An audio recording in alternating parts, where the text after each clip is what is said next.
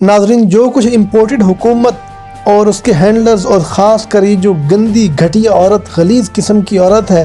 گندی فلمیں بنانے والی عورت، یہ جو کچھ چاہ رہے تھے وہ ابھی تک تو ممکن نہیں ہوا، لیکن ان کا ایک مکمل باقاعدہ پلان ہے کہ عمران خان کو صفحہ ہستی سے مٹانا ہے اور عمران خان کا صفایا کرنا ہے۔ اور عمران خان نے اپنی قوم کو خبردار بھی کیا کہ اگر مجھے گرفتار کیا گیا یا مجھے مار دیا گیا تو اپنے زندہ قوم ہونے کا ثبوت دینا ہے اور خواب غفلت میں نہیں رہنا، بلکہ میرے بغیر بھی اپنے حقوق کی جنگ جاری رکھنی ہے۔ ناظرین، آج سے 2-3 دن پہلے عمران خان نے ایک انکشاف کیا تھا کہ حاجی بغلول نے ان کو دھمکی دی کہ عمران خان اب تم دیکھنا تمہارے ساتھ ہوتا کیا ہے، اور جو کچھ ظلم اور بربریت میرے دور میں ہوئی وہ تم بھول جاؤ گے۔ اور آج ہم نے اس چیز کا عملی مشاہدہ کیا کہ لوگوں پر کس طرح سے ننگی کھلی فسطائیت ہو رہی ہے،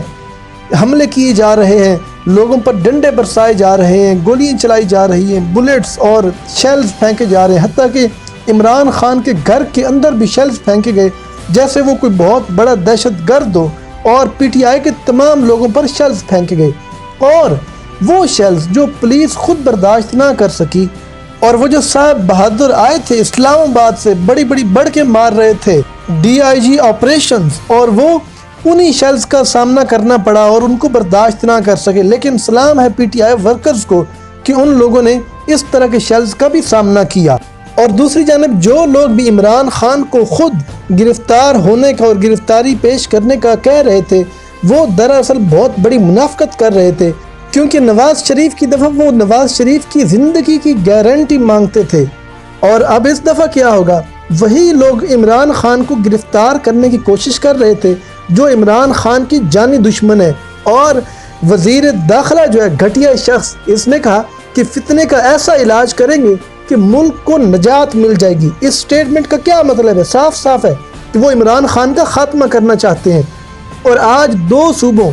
یعنی بلوچستان اور پنجاب اور ساتھ میں مرکز یعنی اسلام آباد کی پولیس بھی عمران خان کو اغوا کرنے کی کوشش کی۔ میں اغوا کا لفظ کیوں استعمال کر رہا ہوں یہ آگے چل کر بتاتا ہوں۔ اور ساتھ میں ان لوگوں نے رینجرز بھی ساتھ ملا لی، اور پھر لوگوں نے جو رد عمل دکھایا اور جس طرح سے پھر لوگوں نے ان کو بھگایا وہاں سے، وہ تاریخ میں اپنی مثال آپ ہے۔ اور وہی استنبول والے مناظر سامنے آ رہے ہیں کہ جیسے عوام ترکی میں طیب اردگان کے لیے نکلی تھی، اسی طرح سے عوام نے بھی وہی ری ایکشن کا مظاہرہ کیا۔ اور مراد سعید نے اس بارے میں بڑی زبردست بات کی، انہوں نے کہا کہ پاکستان اپنا فیصلہ کر لو، ہم آخری قطرے تک لڑیں گے، تم فیصلہ کرو، تم نے اردگان کا ترکی بننا ہے یا مرسی کی موت پر بھی خاموش مصر بننا ہے۔ اس کے ساتھ ساتھ جو پنجاب پولیس کا رویہ ہے وہ آج تک شاید کسی بھی نفسیات کے ماہر کو بھی سمجھ نہیں آیا کہ آخر کیا وجہ ہے کہ پولیس جہاں پہ بھی جاتی ہے یہ ہمیشہ لوٹ کھسوٹ اور مال و جان کو نقصان پہنچاتی ہے۔ حالانکہ ان کی گاڑیوں کے اوپر لکھا ہوتا ہے کہ آپ کی جان و مال کے محافظ، لیکن یہ لوگوں کے مال کے بھی دشمن ہیں، جان کے بھی دشمن ہیں، اور ان کو ہر طرح کا نقصان پہنچاتے ہیں۔ اب جب انہوں نے زمان پاک پہ چھاپا ڈالا تو پولیس نے کیمپس میں موجود کھانے اور پانی، اس طرح کی جتنی چیزیں تھیں ان پہ خوب ہاتھ صاف کیے اور ان کو خوب لوٹا۔ اسی طرح سے اسلام آباد میں بھی پولیس نے چھاپا مارا، وہاں پہ گھر میں موجود چیزوں کو توڑ پھوڑ کی اور ان کو نقصان پہنچایا۔ اس ساری صورتحال میں ایک اور واردات بھی ڈالی جا رہی ہے، اور پی ڈی ایم کی جو دیرینہ خواہش ہے کہ کسی طرح الیکشن سے فرار اختیار کیا جائے، تو انہوں نے یہ بھی کہا ہے، اور آئی جی پنجاب اور چیف سیکریٹری پنجاب نے 30 اپریل کو الیکشن کے لیے فول پروف سیکیورٹی فراہم کرنے سے معذرت کر لی ہے۔ اور دوسری جانب گورنر خیبر پختونخوا جو ہے اس نے بھی 28 مئی کا کہہ دیا ہے، تو بہتر ہے کہ بھائی آپ ہمیشہ کی طرح 33 دسمبر کی تاریخ رکھیں تاکہ الیکشن کروانا ہی نہ پڑے۔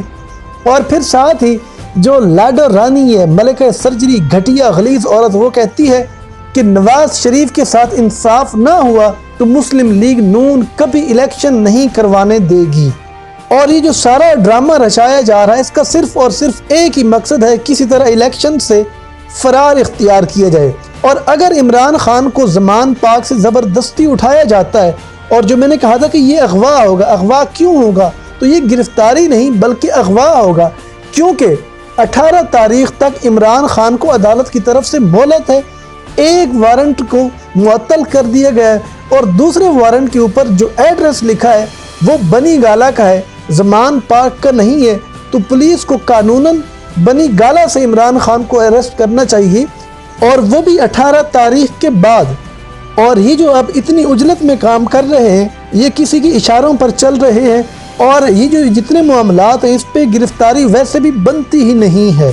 اور ابھی تک جو حالات و واقعات ہیں وہ ابھی تک سنبھلنے میں نہیں آ رہے، اور یہ سچویشن ابھی تک نہیں ٹلی۔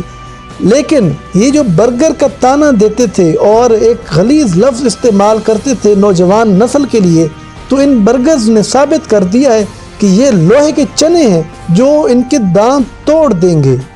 اور ساتھ ہی عمران خان نے بی بی سی کو انٹرویو دیا ہے اور کہا ہے کہ مجھے سمجھ نہیں آ رہی کہ آخر آرمی چیف یہ سب کیوں کر رہا ہے، کس طرح سے وہ اجازت دے رہا ہے۔ تو اس کی ایک سمپل سی وجہ ہے، میں آپ کو ایک چھوٹی سی مثال سے سمجھاتا ہوں کہ ایک شخص کوئی ایم پی یا ایم این اے اگر کسی شخص کو چپڑاسی کی نوکری بھی دلوا دے، تو اس چپڑاسی لگنے والے شخص کی اپنی ذات، اس کی اولاد اور اس کی تمام نسل جو ہوتی ہے وہ اس شخص کے جس نے نوکری لگوائی ہوتی ہے اس کے تابع ہو جاتی ہے، اس کی ہمیشہ تابع دار رہتی ہے۔ یہ تو بات تھی چپڑاسی کی۔ اور اگر ایک شخص جس کو